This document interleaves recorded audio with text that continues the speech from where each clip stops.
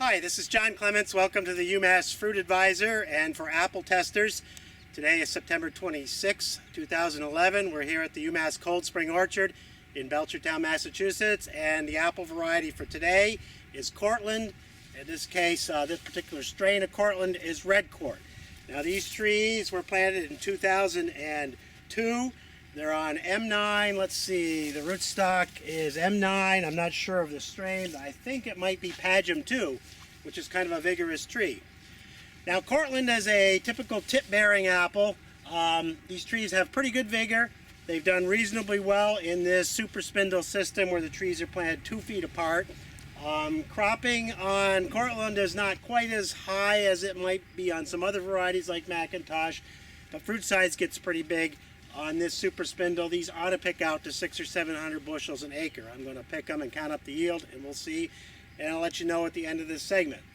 So let's look at the fruit a little bit closer on these Redcort Cortland. Again, it's a tip-bearing apple tree, moderate vigor, mostly a spreading growth habit.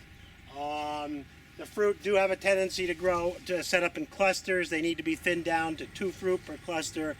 At a maximum, they'll do pretty good with 2 fruit because it gets so large. So, like I said, let's look at the fruit on the tree now. Okay, here's some fruit on these Redcort Cortland trees. The apple is a somewhat what we call globose apple. It's a little bit flattened. Color on these ranges from about 80 to 90% red. It has a hint of a stripe. Virtually no russet, maybe a little bit of russet on the stem end. A pretty large fruit size, 3-inch fruit is not unusual on these Cortlands. The background color is green, and there you can see a little hint of the stripe. Otherwise, it's a solid 80 to 90% red blush on Redcort Cortland. If anything, they're quite red, and that's why this particular strain has been chosen. So there you go. I'm going to pick some fruit, 10 apple sample, and bring them in the lab and test them. And I'll get back to you with the sampling results of that testing. I did want to point out here that Cortland is susceptible to a bitter pit, calcium deficiency, and if the calcium is deficient, it will get the spotting characteristic bitter pit cork spot. So you need to watch the calcium levels on Cortland very closely, and they will benefit if they're going to be stored from a long time with dips to keep the rot out and keep this bitter pit from forming in storage. And one final thing, this is M9 Pagum 2 rootstock on these Cortlands. You notice there is a little bit of pre-harvest drop, some push-off, not too bad. Cortlands generally don't drop too bad. Right about the last week in September here was when we definitely want to pick them here in Massachusetts. But I was going to point out the fact this M9 Pagum 2 rootstock does root sucker quite a bit.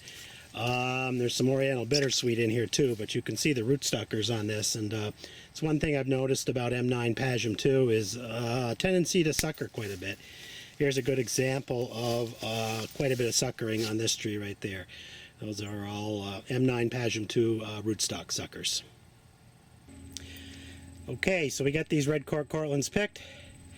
We got just about a full bin here. That's 15 bushels off of 30 trees. 1,800 trees per acre would be 60 bins. Times 15 bushels per bin is 900 bushels an acre. That's pretty good yield.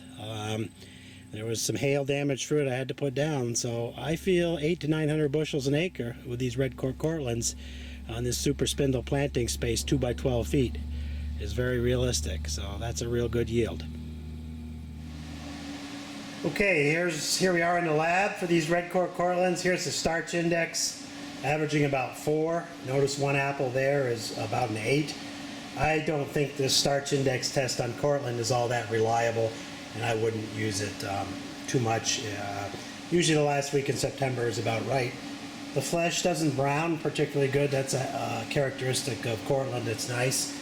And then quickly looking at some of the fruit quality characteristics here. The diameter of the fruit was about 3.3 inches. 80% red color. Firmness was 14.5 pounds, which is just about right. A little bit getting on the low side. Soluble solids was kind of low at 11. And again, these Redcort Cortlands were definitely ready to pick. So, John Clements for the UMass Fruit Advisor on Redcort Cortland. And we'll check in with the next apple variety that's ready to pick.